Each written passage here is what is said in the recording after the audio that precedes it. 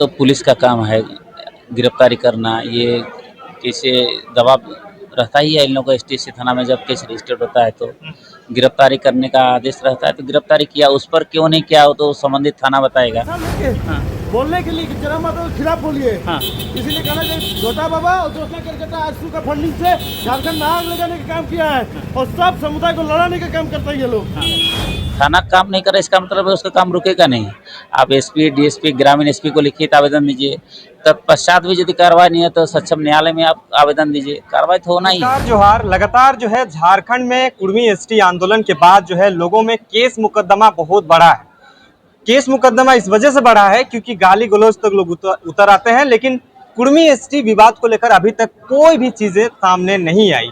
अभी हमारे साथ अधिवक्ता षष्ठी रंजन जी हैं, जो लगातार जो है शोषित, पीड़ित, वंचित लोगों का आवाज बनने का काम करते हैं कानूनन तौर तरीकों को लेकर। चाहे केस मुकदमा जब होता है तो इसी के पास आते हैं। जब कल भी हुआ, जब यूट्यूबर अमित महतो का गिरफ्तारी हुई, उसके बाद इन्होंने ही उस मोर्चा को संभाला कि कैसे उसको न्याय दिलाना है। गाली गलौज एक अलग विषय है, कभी भी इस चीजों को हम लोग बढ़ावा नहीं देते हैं, लेकिन जो चीजें होती हैं उसको लेकर कानूनन प्रक्रिया होती है, उसमें गुजरना ही पड़ता है।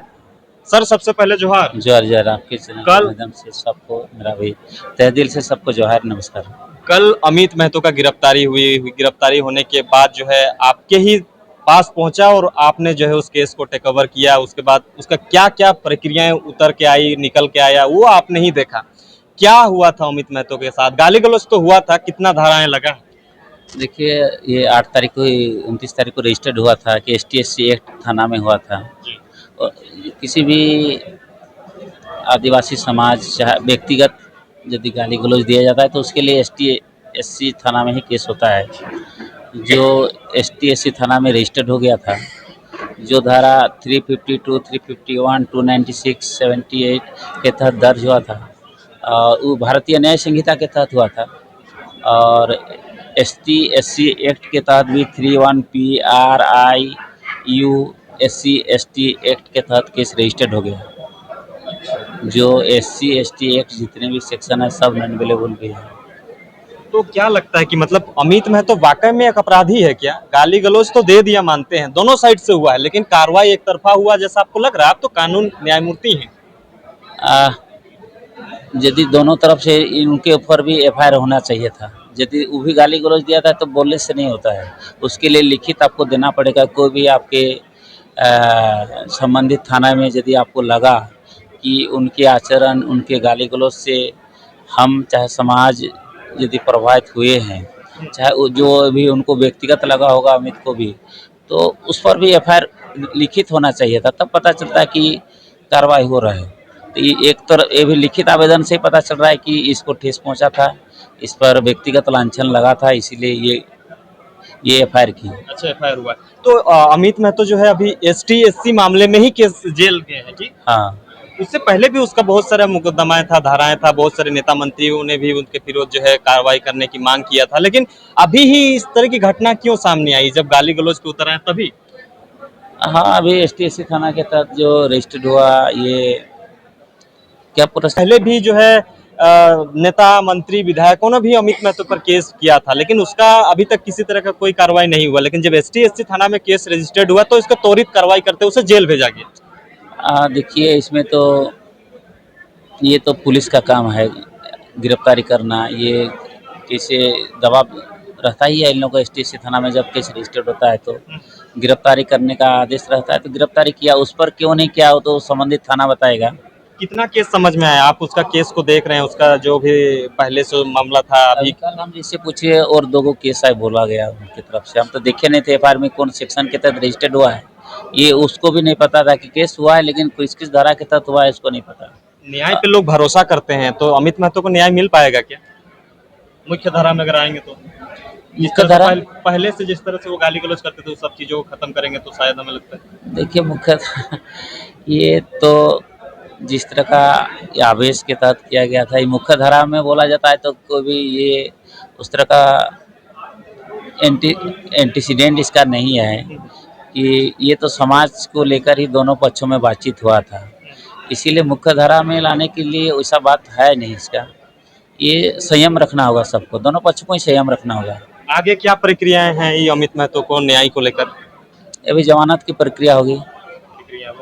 अच्छा, एक बोले जयराम महतो पे भी अभद्र टीका टिप्पणी किया गया था बहुत सारे इसी जब कुर्मी एसटी का आंदोलन हो रहा था उस टाइम भी बहुत थाना में जो है जयराम महतो जो है उसके समर्थक केस किए थे, लेकिन उन लोग का अभी तक किसी तरह का कोई नहीं हुआ। लेकिन जब आदिवासी समाज के नेत्री के ऊपर इस तरह से हुआ तो तुरंत कार्रवाई में आया। देखिए, ये तो थाना प्रभारी पर निर्भर करता है कि प्राइमा फेसी केस में डाउट हो रहा है कि नहीं हो रहा है। ये संबंधित थाना ही इस पर कार्रवाई कर सकती है।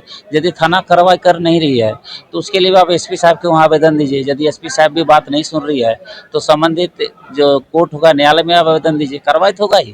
थाना काम नहीं कर रहा इसका मतलब है उसका काम रुकेगा नहीं। आप एसपी, डीएसपी, ग्रामीण एसपी को लिखित आवेदन दीजिए। तत्पश्चात भी यदि कार्रवाई नहीं है तो सक्षम न्यायालय में आप आवेदन दीजिए, कार्रवाई तो होना ही है। तो क्या लगता है कि अमित महतो को कितना दिनों तक जेल में रहना पड़ेगा? इससे पहले शायद वो नहीं गए थे। दिन के बारे तो हम नहीं बताएंगे, लेकिन प्रक्रिया भी जारी है। प्रक्रियाधीन है। चलिए, बहुत बहुत धन्यवाद। तमाम चीज़ों के लिए बने रहें, देखते रहिए जोहार।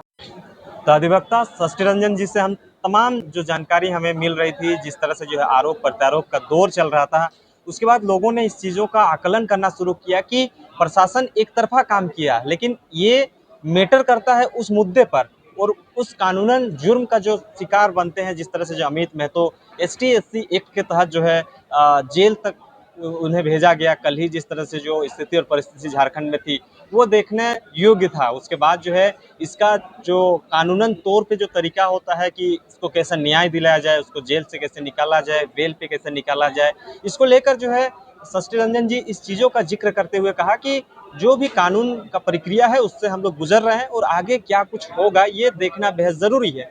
ये भी सूचना मिल रही है कि लगातार जिस तरह से जो है ये कुर्मी ST आंदोलन के बाद जब दो समुदायों में, दो कहें कि दो, एक आदिवासी समुदाय और एक कुर्मी समुदाय के द्वारा जो कुर्मी ST का मांग को लेकर जो आंदोलन हुआ, आंदोलन के बाद जो स्थिति परिस्थिति आन पड़ी, जो गहमा गहमी का जो स्थिति बना झारखंड में, वो कहीं ना कहीं इस चीज़ों का एक संकेत देता है कि एक दूसरे के साथ किस तरह से जो है टीका टिप्पणी किए, अभद्रताएं बरती गई। लेकिन जो भी कानून के शरण में जाते हैं देर ही सही लेकिन न्याय मिलता है। और जिस तरह से जो है जो आदिवासी नेत्री थी उन्होंने भी कहा कि हमें जिस तरह से व्यक्तिगत तौर पे टीका टिप्पणी किया जिसकी वजह से हमें जो है कानून का शरण में जाना पड़ा और हमें जो है कोर्ट कचहरी तक घूमना पड़ा। लेकिन अंततः जो है जो अमित महतो हैं, कुछ लोग तो कह रहे हैं कि गालीबाज अमित महतो यूट्यूबर, कुछ लोग कह रहे हैं अपराधी हैं अमित महतो, लेकिन इस चीज़ों का पुष्टि हम नहीं करेंगे। कानून इसके लिए बना हुआ है, न्यायालय बना हुआ है, इस चीज़ों की जानकारी वहीं से सटीकता से मिल पाएगी। अगर हमें किसी वक्त इस चीज़ों का जानकारी मिलेगा कि आगे कुर्मी समुदाय के द्वारा क्या कुछ स्टैंड लिया जा रहा है, क्योंकि ये कुर्मी ST विवाद के बाद ही इस तरह की घटनाक्रमें हुई हैं। अब देखना बेहद ज़रूरी है। तमाम चीज़ों के लिए बने रहें, देखते रहिए जोहार।